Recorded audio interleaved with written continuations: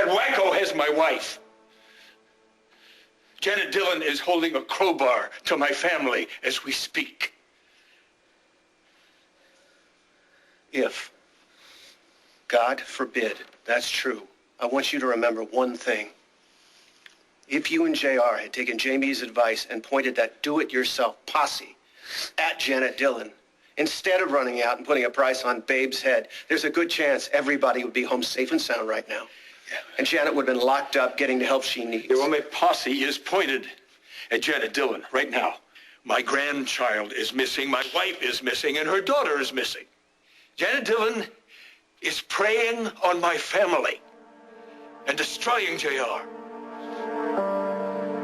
You have a lot to make up for. Why have I got a lot to make up for? Because you're to blame for all of it. How dare you blame me for something like this?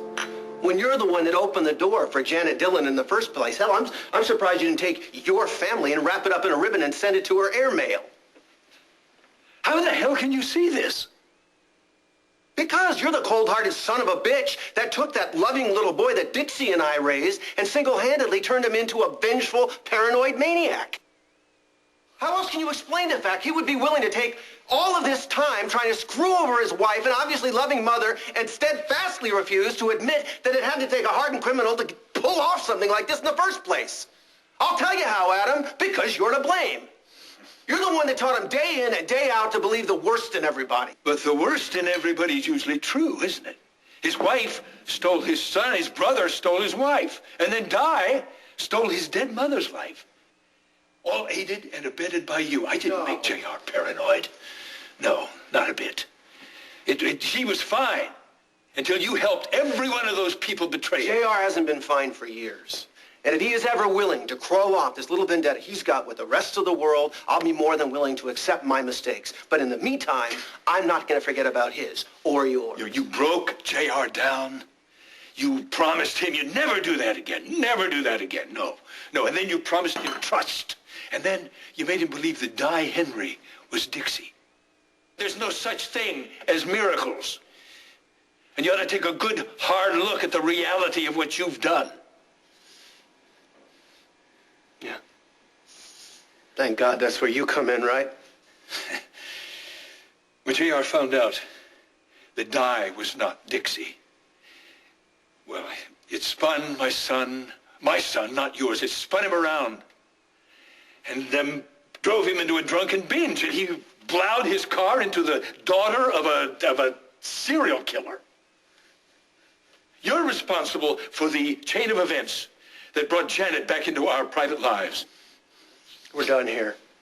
Because Janet Dillon is obviously not the only person suffering from delusions in Pine Valley. Oh. Well, save the drum roll. The revelation has already been made. Does JR know?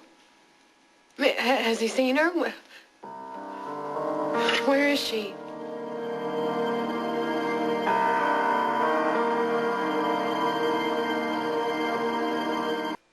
Where is she? Well, she's obviously not here. I would have strangled her by now. But you do know where she is. Nope. The police are still looking for her. No, my men will find Janet. You better hope that your men don't shoot the wrong police person. ever do. Oh, Janet.